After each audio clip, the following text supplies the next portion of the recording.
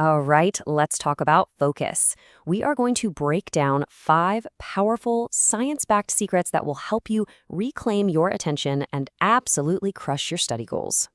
So, does this look familiar? You map out your whole day, you got the books, you got the highlighters, but then a quick check of your phone turns into a 3-hour deep dive into, well, nothing, and half the day is just gone. Well, today, that whole cycle ends.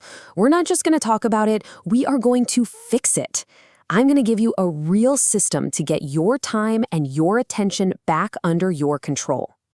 But first, you got to understand something really important. If you struggle with this, you're not alone. This isn't some personal failure. We're all fighting what you could call a universal focus problem. The world we live in is literally designed to distract us, and then we feel guilty about it, which just makes everything worse. And that leads us to the biggest takeaway of this entire explainer. Seriously, if you remember one thing, let it be this. The problem isn't that you're not motivated. The problem is your method. So, what's the first secret? How do we fix our method? It all starts with a huge mindset shift. You have to focus on your environment over your willpower. Trust me, getting this one idea will change the game for you. And there's actual science to back this up. A psychologist named Roy Baumeister found that willpower isn't some endless virtue you either have or you don't. Nope. It's a mental resource that works just like your phone battery.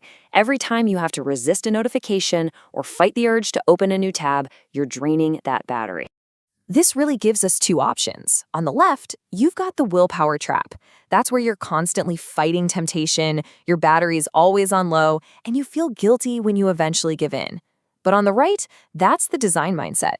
Here, you just remove the temptation altogether. You conserve your energy, and suddenly you feel like you're in control again. So here it is, the big reveal. Real discipline isn't about being some kind of mental superhero. It's just about being smart enough to design an environment where you don't need to be. It's simple, right? Put your phone in another room. Turn on airplane mode. Clear your desk so only your textbook is in front of you. That's it. Okay, so once you've designed your environment for success, we can get to secret number 2. You have to actively train your focus. It's not something you just have. It's something you build. So let's look at how to actually do that. And the key concept here is something called deep work, which was popularized by the author Cal Newport. Deep work is basically the skill of focusing without any distractions on a single tough task. This is where the real breakthroughs happen. This is where you actually learn. And the best way to practice this is with deep work blocks. The system is super simple. For 60 to 90 minutes, you focus with everything you've got, 0 distractions. Then, you take a real, genuine break for 10 to 15 minutes. And by real break, I mean no phone. Then you just repeat that cycle. That rhythm is what builds up your attention stamina. But you gotta remember, you can't go from 0 to 100. You can't just decide to do 8 hours of deep work on day 1. Your focus is a muscle, not a light switch. You have to build it up gradually, day by day. That's how your brain literally rewires itself for better concentration. Okay, let's talk about the brain chemistry behind all this, which brings us to secret number 3. You have to control your dopamine. So neuroscientist Andrew Huberman explains that our brains are basically wired to chase this reward chemical called dopamine. But here's the problem. When you get a huge, easy hit of it from, say, scrolling social media, it makes the hard work of studying feel incredibly boring. Your brain's reward system gets all out of whack. Just think about it like this. Right before you study, if you scroll your social feed, you're giving your brain a massive hit of cheap dopamine. That just tanks your motivation for the real work you have to do.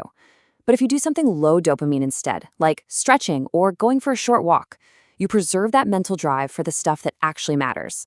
So we've got the right mindset, and we've got a training plan. But how do we actually set our goals for the day? This is secret number 4, and it's a big one. You have to switch from time-based goals to task-based goals. First, let's look at what not to do. We have to stop saying things like, I'm going to study for 8 hours today. I mean, that just sounds awful, right? It's so vague and intimidating, it pretty much guarantees you're going to procrastinate. Instead, you need to get super specific. Say something like, today I will finish chapter 3, or I'm going to solve 100 practice questions. See the difference? These are clear, concrete targets you can actually achieve. And checking them off your list, that builds real momentum and confidence. And that brings us to our 5th and final secret. which is honestly the foundation for everything else. You have to manage your physical energy. Your brain isn't just a computer, it's a biological machine. Getting enough sleep, drinking water, moving your body, and eating good food, these are not optional. You simply cannot have mental focus if your brain is running on fumes.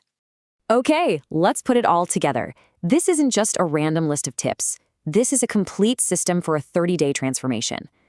Let's do a quick recap of the 5 secrets that are going to help you build a brand new habit of deep focus. So here they are one more time. Number 1, design your environment.